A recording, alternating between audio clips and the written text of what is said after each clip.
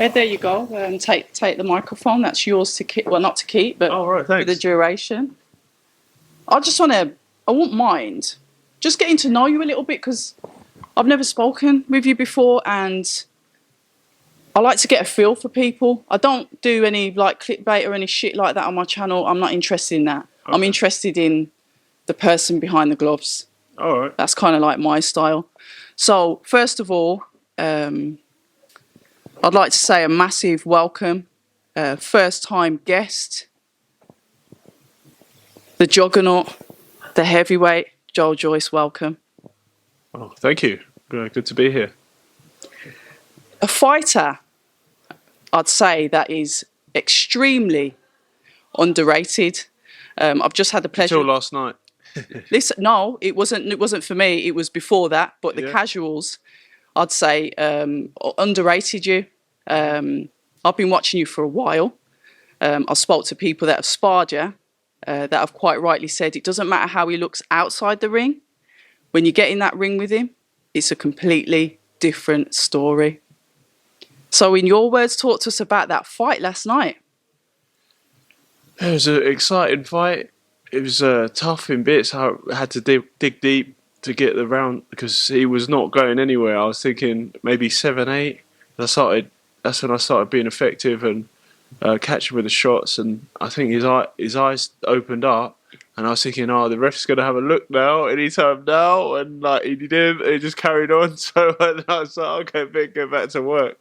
And he was just lively the whole time. Like I was throwing loads of shots at him, but he was coming back with like quick shots. And it was a hard fight. A hard fight because obviously you're in the ring with him. Yeah. But I just want to talk to you a little bit about your style because from home, I sat there and I'd say from about round 3 to 4, that's when I started to see Parker think, hold on a minute, this guy's the real deal here. The pressure, you could see that he almost, when you hit somebody and it's like, hold on a minute, they are not going anywhere because you were getting in with some lovely, clean shots. He was catching you with, good shots and you were just like, okay. Walking through them. I was looking at the punch output. Someone sent me the stats and that, and the total punches thrown and stuff is like I think 110 or something. Really? Roughly, yeah. And what about the lands? Yeah, like I think it's like landed like that. Or I don't know. There's a lot of punches though. So your like style to deal with, because he's quite a counter puncher. He's quite aggressive counter puncher. Like I said, you'd throw something, he'd throw something back. It'd step back and then come forward and throw loads of shots, or like light me up with like 3-4 shots, my body and head. But like I knew that as well because we had practiced moves to counter that and stuff. So, but yeah, when you're live in the fight, you can't see everything, and unfortunately, I get hit. You got hit. You do get hit because you're one of these fighters that I've always said, dear God, I don't want to see him take any more punishment because boxing over time is going to be wear and tear. I know you've often spoke about your bone density, and fair enough, it's amazing, it's superhuman, but punishment's still punishment. But yesterday, that was the best performance I'd actually seen you do prior to, obviously, post the Daniel Dubois fight. Yeah, I think saw it's loads just more like movement. and it's the levels. Like if I know my opponent's here, then I have to get up higher and like be more switched on, and don't like say if I don't like respect their power. Like I take a few shots and then I'm like, oh, okay, that's not too bad. And I just go try to take them out. I don't really care. Like just go steam in. But with Parker, what were his shots like when you took them? Yeah, they're good shots to the body and head and stuff. They're hard, and it's just like it's hard to hit him as well. And he was skillful, so I don't want to like make any technical errors because then he'll make me pay. So I had to stay switched on and follow the game plan. Like the first round, and I was just seeing if I could like start landing the shots, and I did in the first round, and probably took a few risks, but I can kind of like gauge his like timing and everything like quite quickly, and um, I was like nice and warm and ready for the fight. Like did a lot of training, like a lot of warm up drills and everything beforehand, just practicing the things I was going to do in the ring, and yeah, it paid off. When you talk about that practice and you obviously preparing for the fight, what type of, because you seemed like you studied him quite well. Yeah, well, yeah, Salas did, and then he sent me the things that I needed to do basically. Like Okay, and what was sent me, that like like? clips and stuff. So even on the way up here, I had like he was sending me loads of WhatsApp messages with videos and stuff like look at this, be careful of this, and So what's your mind like with absorbing that information? Because like you said, even on the way up here, you would have think, camp's done. You're going to go in and deal with this fight with your plan and with your instinct. So what are you like to absorb that information? And if you're getting that like still coming in on the way up here, fight week. yeah, yeah, that's okay because then he kind of like picks it apart and analyzes it, and then because I mean enjoy doing boxing, but I don't watch like a lot of like I don't follow boxing as much. Don't But you? yeah, I watch like the good fights and that, but he like really studies it, like all the footage, the sparring footage, everything. He lives it, so he kind of gives me like a summary of what I need to do and the things he wants from me, and then like we work on that in the gym, like the techniques and stuff and sparring, and then that's what comes out in the fight. Was he your trainer when you fought Daniel? Yeah, yeah. He came for like 2 weeks to set the game plan, and then Steve Broughton was kind of and Greg Stallard actually helped me out for that fight as well. So because it was over lockdown, and Yeah. Hmm. Because I was thinking, we couldn't be over here for too long because he's got so many fighters in LA. I mean, sorry, not in Las Vegas. yeah, because I was thinking, have you had any time when he hasn't been your trainer, or has Ishmael always been your trainer? Wasn't there a break? Yeah, so I started off with Ishmael Salas in David Hayes' gym when I was Yep, Haymaker ring star, yep. and then made the move over to America to train with Abel. This was after Abel Sanchez. Salas was injured, couldn't hold pads anymore, so he had a bit of time off and like, well, he's going to retire, but then he came back.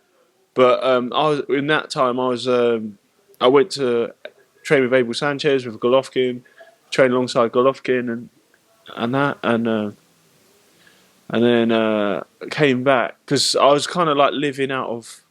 So I didn't actually have a base back home. So when I came back after the fight, I had to get Airbnb and stuff like that. Really? Because I didn't have a plate and a car. I give up my car to go there because I thought I was gonna go like be there all the time. And then I was like, it's just like in between two places. So then I was like, I want to like live and set a base back home. So then I started training with Adam Booth, and that's where I moved in, like in Surrey and stuff. And then like when Salas was available again, he opened up a gym in Vegas, and then especially for the Dubois fight, I needed him, so went back there and did the training camp there. And but then the lockdown happened out just towards the end of it.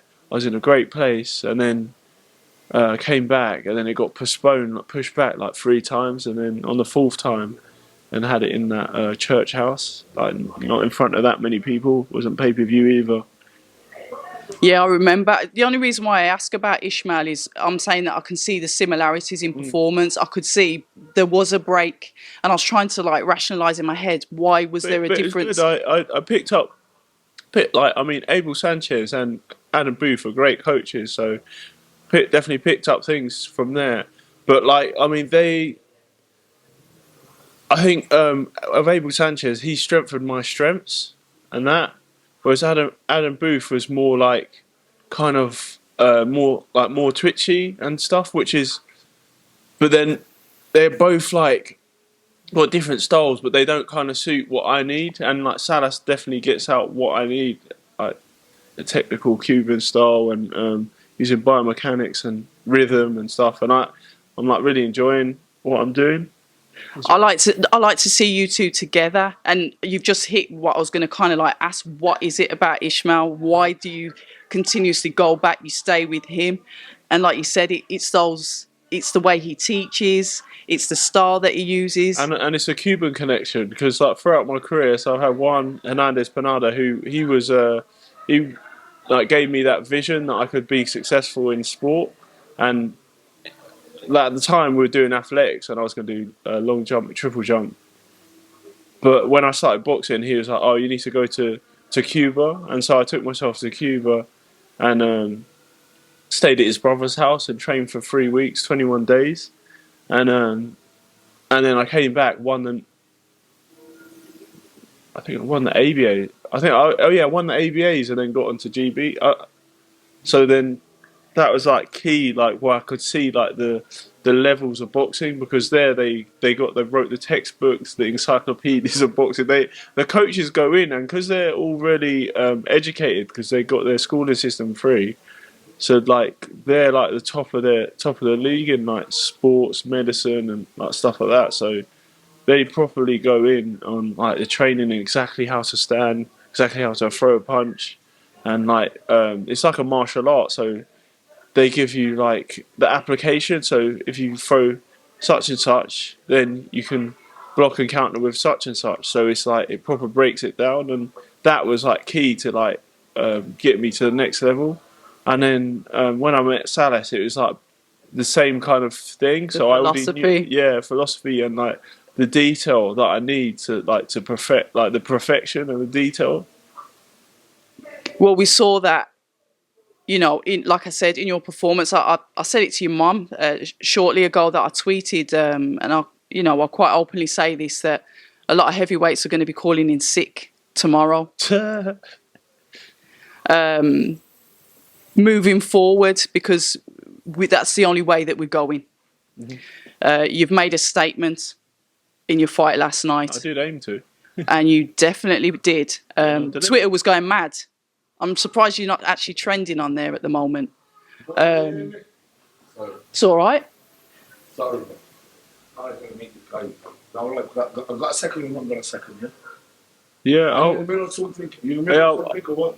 Yeah. He is. He's in the middle of an interview, but if you want to go and say hello, go and say hello. But go. You're from Birmingham? So there you go then. I'm going to go and say hello then. Go. Can you go around that way? So I don't want my equipment knocked down. Yeah, that's the one. Live. Yeah, we are. Very. Very live. Oh, yeah. Thank you, brother. Respect. Bob, this is the geezer. I told you before, my cousin from Canada, right? I told him this guy's in a fucking house, man. Respect this guy. Alright. Heavy. Awesome. Heavy, man. Not just a fucking joke. Heavy. That's heavyweight. Thank you very much. Yeah, no problem. You're heavy. I know I am. You look at her. You gang and shit. Don't know. You gotta understand. You gotta understand. He's Listen. from originally. Oh, are you? Yeah, he's from Vancouver. He lives in Vancouver. Okay. I tell you, this guy's in the house. We're gonna meet this guy, man. We landed here, and we're like, I'm taking him on holiday, and go, no way, Joyce. He's here. Come on, we gotta come and see the guy. And you come, your gang as well. You're on a different level. Take it easy. Good looking brother, though, by the way. Oh, thank you. Don't let them. You still look good. Seriously. Awesome. Where the fuck was I? I don't know. Forward, because that's the only way that you're going. Yeah.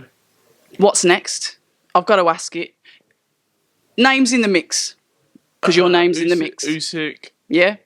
Fury. Yeah. Maybe Joshua. I don't know.